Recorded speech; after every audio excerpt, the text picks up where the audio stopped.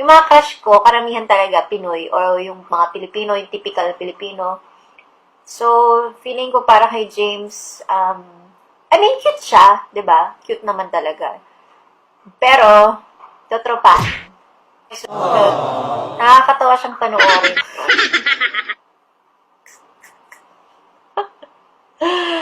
So, hindi siya yung Pinoy-Pinoy looking. Pero, ang gwapo ng mukha. Paano napanood niyo to? Bro, crush kita. Ikaw pa rin pala ang hanap-hanap parapat na kahit magpanggap di matatago. Jojo Ate. I need you, baby. And if it's quite alright, I need you, baby. So I'm alone